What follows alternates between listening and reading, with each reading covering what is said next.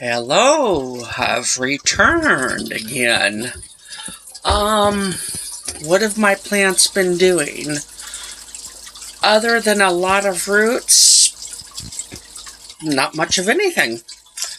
I'm starting with this one basically because the old spike that it had, there it is, actually it starts down there and it curls up and over, kind of comes back sort of to where it started. It's a little older than the channel, and I've got this thing of how long do flower spikes survive. Seems to vary, but tops out after, I don't know, 3 or 4 years. I would have to go back and look, and I've stopped using my Facebook page, and that's where the oldest document of this spike is. But it seems about 3 or 4 years. I haven't really had anything go beyond that. It has been consumed. And now, I've filmed this plant consuming spikes before. That time, well, all of my plants have consumed spikes in the past. I let them die before I cut them. But that time, it consumed a younger spike while doing nothing with this older, curlier one. And I think even in that video I mentioned that it appears that these Phalaenopsis, if allowed to keep their spikes and consume them on their own, that they could choose what spike they're going to consume, provided they've got, 2 or more. And that time it had consumed younger spikes while leaving the old spike alone. And I was like, well, it seems that they can choose. Well, the plant doesn't seem to disagree. If anything, it's confirming my thoughts. And that this time, it finished consuming the old spike while leaving the younger one. Okay, it's possible nobody cares. But it's a thought that I had, and it seems to be getting an answer that, yeah, they can decide. Got no idea what the decision's based on, but it appears that they can decide which they're going to consume. How that helps us be better growers, I don't know. I'll continue to, kind of monitor this phenomenon and get stronger and stronger evidence each time a Phalaenopsis has more than one spike, I guess. But it seems that they can choose, and what that choice is based on, who knows? I do not speak plant or Phalaenopsis that well to ask it why it makes these decisions. But it appears that it can choose. Okay. The other thing that it's doing with its new roots, it's got a new root sticking out the top. And that's a new root sneaking down into the fish tank, or as I refer to it, the refrigerator. Yeah, I think it wants to raid the fridge and get something out of it. Again, I got no idea what. I can only see what it's doing. So that's where it's going to stay. If it needs water, I guess I'll spray the roots. put a towel behind it maybe so it can catch the excess. And that's where it's going to live. I'm not going to move it if it's attaching to the plastic. It's kind of perfect. Attached to a media or a source that does not need to be changed because of rotting. Well, plastic can rot, but it takes it a long time. I emphasize that long part. Plastic takes a very long time to rot. Much longer than any wood, anyway. Okay, so this one, same thing. It's got new roots popping out all over the place. Still a little wilty, but the new growth seems just fine. Getting plenty to stay hydrated, even though some of the leaves don't look very hydrated. And this one has been behaving out of character. It's had a few more roots die, the damaged ones. It seems once a root is damaged, it will eventually go down. Might take it a while, but once damaged, they seem to go down. This here green one, right there, that one is probably going to go eventually. I notice it's kind of drying off at the base. Brings water up to that point, but not a real healthy connection. So I expect that at some point it will cease to be. It too has a brand new root coming out the side there. And I've got it perched a little bit funny compared to what it would normally be. But when it got water this time, some got in the crown. So I've got it situated so that the crown faces down so that water can run back out again without doing damage to the keiki. That's why it's sitting funny. So, yeah. And then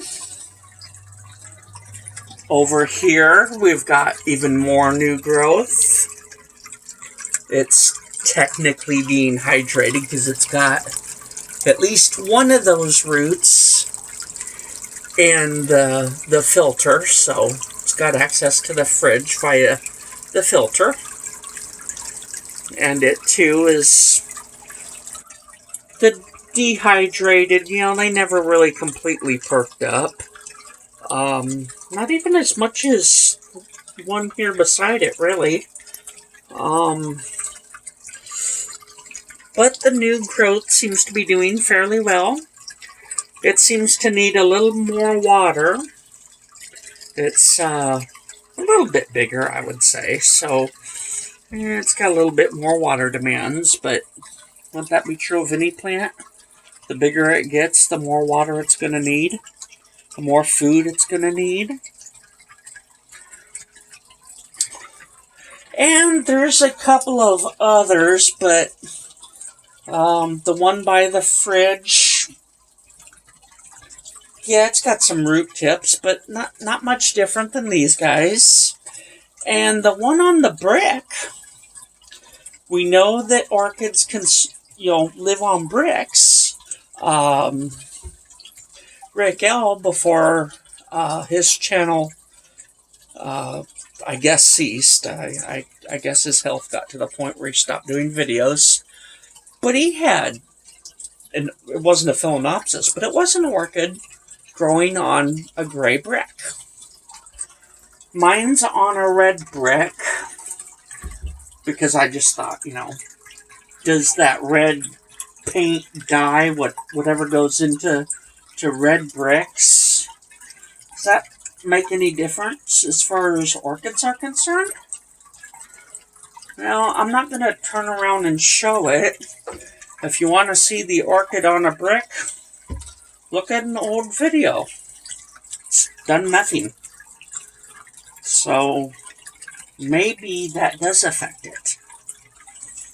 I don't know.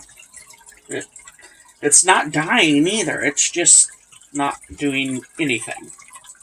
So, yeah, like I said, if you want to see the plant, look at an old video.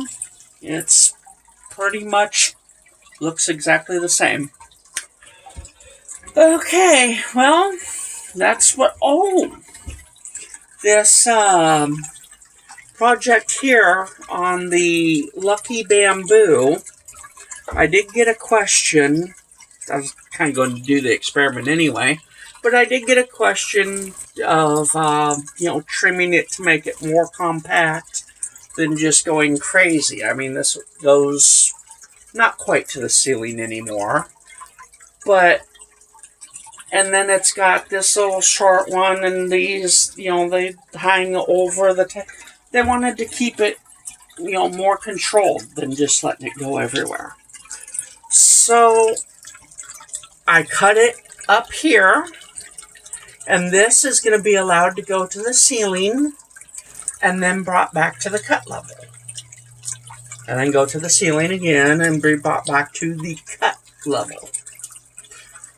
Okay, so that's how that one's going to go, and we'll see if we don't get a whole bunch coming out there, or, how the plant handles that. Oh man, my arm got tired. I keep switching back to it because it's the arm I like to use. Not doing the arm any favors, but... And then this one is cut, and then you see a very new growth starting. It's going to be allowed to get up to this cut level, probably an inch or two beyond, so that the stalk is what gets cut and not just leaves.